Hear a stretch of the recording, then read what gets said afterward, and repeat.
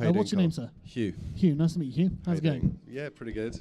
I think we disagree about the purpose of the state and okay. specifically over individual and group rights. Oh, right, okay, yeah, go on. You really don't like the idea of any group being privileged. No, I don't know. What about if that is, I mean, what is the purpose of the state if not to privilege the citizens of that state? Yeah, but the citizens of the state is everyone in the state, is it not? Well, you've I mean, got I'm this idea. I'm not in favour of illegal immigrants, obviously. Okay, sure, I understand, but you also believe in this idea of your service guarantees citizenship. That's right, yeah. So basically, anyone can be a citizen as long as they're benefiting the economy. That's that's. I mean, I'm not. That's more of a meme than it is a policy that I would put across. right. But you believe in. Sorry. The whole point of the service guarantee citizenship is really it speaks to social groups rather than the actual state itself. Because I mean, if you want a social group to exist, then you have to get out and actually actually contribute to that in some way, and that's you doing that is a part of that thing existing. So you being a part of that actually makes it exist and then creates an obligation on that social group to be supportive of you in some way. And that's generally how social groups and societies work. But that's not necessarily how I think the state should work. The state should be inclusive of all of its citizens. Okay. And when it comes to somebody wanting to join this country, you would judge them on an individual basis? Yes, I would, yeah. Don't you think this is incredibly impractical? I mean, it requires a huge bureaucracy to manage that, to vet. We already have it, don't we? We already have yeah, and look what's going on, Carl. Yeah, but the alternative, I think, would be worse. And the fact that it's not going brilliantly is not necessarily because of the system. I think it's the people who are making the decisions by which the system then has to operate. Okay. So how would you correct these things? What would you do to make it better? At the moment, I think it's really just the way we view how things are going. And I think that we can, I mean, I assume you're thinking of immigration here. Yeah, because I said we're talking about group rights, individual rights, so bring that back in. Yeah. I would just bar people by group identity. I'd happily do that. What, from doing what? Entering the country? Yeah, I would say, I mean, do we need any more sub-Saharan Africans in this country? I understand that Do we need any more French people? But French people are integrate far easier. No, come on. I don't know. I mean, I'm still sick of them. I think that's a bit of a dodge, because the Northwestern Europeans, if you take the average Northwestern European, they have no problem integrating to this country. And certainly cross-generationally, if they have children here, their children are basically going to be English. Well, I mean, no. So you're saying, hang on a second, it's because I know you're about to try and mischaracterize me now. Right. Okay. Because the thing is, I'm happy for these things to be done on an individual basis. Yeah. Because frankly, what you're suggesting just seems lazy to me. I mean, I accept that if we judge these things on an individual basis, we're probably going to have far less Somalians than there will French people being allowed into the country if we set a certain kind of criteria. But I don't want to have to keep, say, the Ayaan Hirsi Alis of the world out of the country or from wherever. I knew you were going to bring her up. Why wouldn't I? She's the perfect example. But I don't want to necessarily keep her out, even though other people in her country are people I would find distasteful. Yeah. But then I don't necessarily want, I don't know, the people who shot up Charlie Hebdo from being let in, even though they're French citizens. So... Yeah, okay. I would say that they got into France based on the same problems that we have with our system. But Ayaan Hirsi Hirsi Ali, Ali, born and raised in France. okay. But Ayaan Hirsi Ali, right? Yeah. How many thousands of Somalis do we have to vet to find her the diamond in the rough? Well, your average it's Somali is a Muslim that believes in the supremacy of Sharia law. Sure. They practice things that they have cultural traditions that we consider completely barbaric. Yeah. Female genital mutilation, forced child marriage. They think dogs harbour the spirits of devils, which leads to a huge culture of animal cruelty. It's pretty savage. Yeah. So what is the point of going through all these thousands of people and burdening our Home Office with that? And then ultimately, if you're going to let Ayaan Hirsi Ali in, they have to check every single person who comes in. I mean, you have to check their criminal background. I mean, like, you're acting as if France doesn't have criminals. You're acting as if they aren't drug dealers or smugglers. I'm not saying murderers, we shouldn't vet people. I'm saying we could make it far easier for ourselves. I mean, I'm not really sure why you're advocating for the vetting of Somalis in the first place. What's the point? Just for one Ayaan Hirsi Ali? I don't know. I mean, I'm not particularly bigoted against Somalis in principle. Okay. So let's take the Sudanese then, another example. Sudanese immigration in Australia. Maybe you can speak a little more freely on cases happening abroad.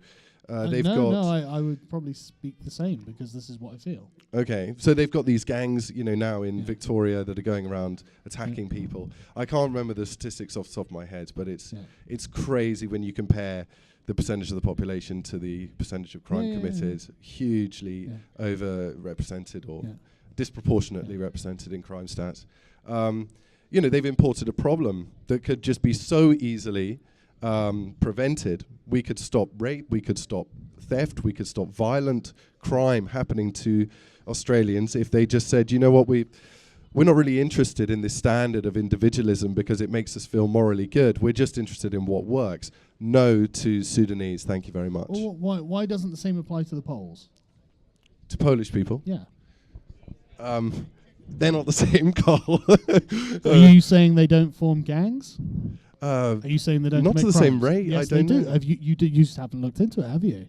There is a huge problem with Polish gangs in Carlisle. There is a huge problem with it. You just haven't looked into it. I'm not really in favour of Eastern Europeans coming in that much either, to be honest. I'm strict. I agree. Strict, I want Carl. a northern Western European ethno-state as well. Yeah.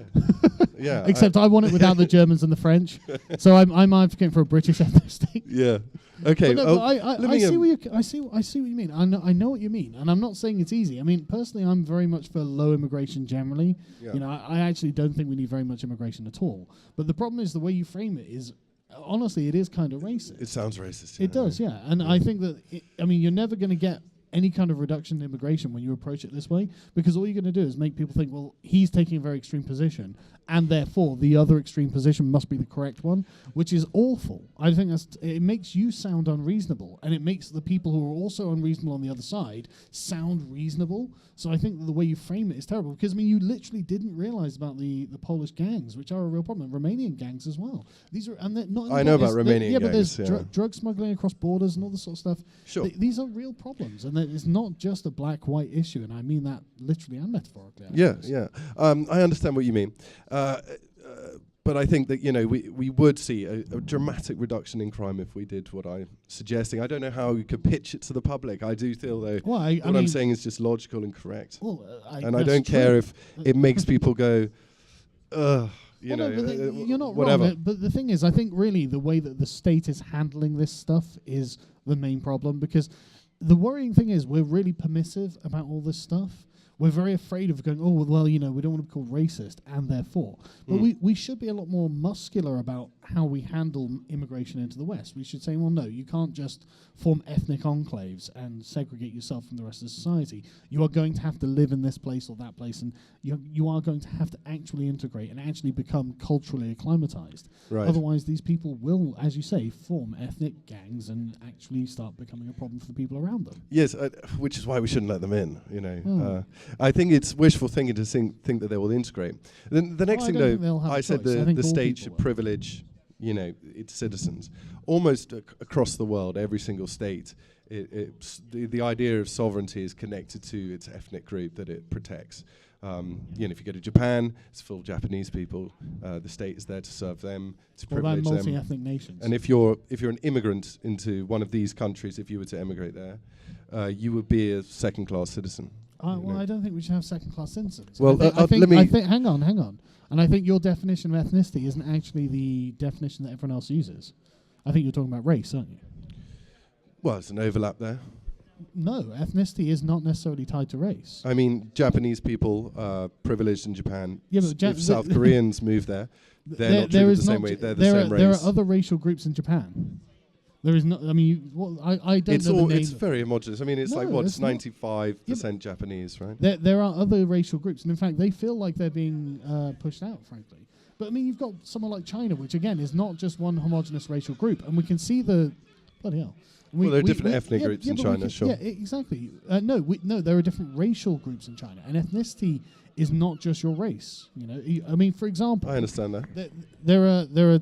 I mean, I guess if we're going to say white people in Britain, we're still looking at, multiple different ethnic groups in Britain, even if they are technically white. But even then, that's I think a very pointless thing to say. I mean, there's Celtic, there's German, whatever. So it's one of those things where I don't think it's necessarily a productive conversation either. But I definitely don't think the state should be privileging some groups of citizens against another, because ultimately what you're saying there is the social justice warriors did nothing wrong when they told you shut the fuck up for being a white man. And that's fucking wrong, man. Well, I'm not pro social justice warriors. Yeah, but that's exactly. That's just an argument. It's okay when I do it. That's I don't your know, horseshoe argument. theory. Okay. No, but no. Your argument is it's okay when I do it. Yes, I'm arguing for the status quo of the world here, Carl. Pretty much. No, the only not. countries that don't do this I don't. are Western European nations and countries we call Western. Oh, great. So you want us to act like third world countries? Well, I'll give you an example. I actually am an immigrant. I live in Vietnam. I'm here visiting and family. Should you be discriminated against? I am. I'll give you some Is it a good examples. thing? I'll give you some examples, and yes, I do. But I'll give you And it's a some good thing examples. when they do it, So is it? I have far less economic liberty. I can't open a business unless I do it with a Vietnamese partner who must own over 50% of the business. I can't buy any property unless I do it with a Vietnamese. Are you a citizen there? Or are you No. Right. But right. citizenship is almost impossible. It is almost. I don't know Okay, well, anyone who's been able to do this. The state is there Okay, to but ensure. I'm and specifically speaking to citizenship. Like the state shouldn't discriminate against citizens. Well, like if we could make our immigrants standard who of are not citizenship the same as Vietnam or Japan, Well, I think we'd have very few problems. I don't know what Vietnam's standard of citizenship is. It's it sounds like it's very high. Yeah. It is very difficult. They're very keenly aware of maintaining dominance within their borders because they've been invaded by the Chinese, they've been invaded by the Japanese, they've been invaded by the French and the Americans. I mean, you could say it's an invasion, whatever. They see it Not that the way. same thing, but yeah. Not quite the same thing. They've kicked these people out. So they do not want foreigners coming in, buying property, opening businesses, just, willy-nilly. Oh, well, you're an individual. We have to treat you like an individual, give you individual rights. Absolutely not. I mean, if I were to go into a country and behave like some sort of social justice warrior, I'm so oppressed. I deserve tax money to be expropriated from the Vietnamese to me.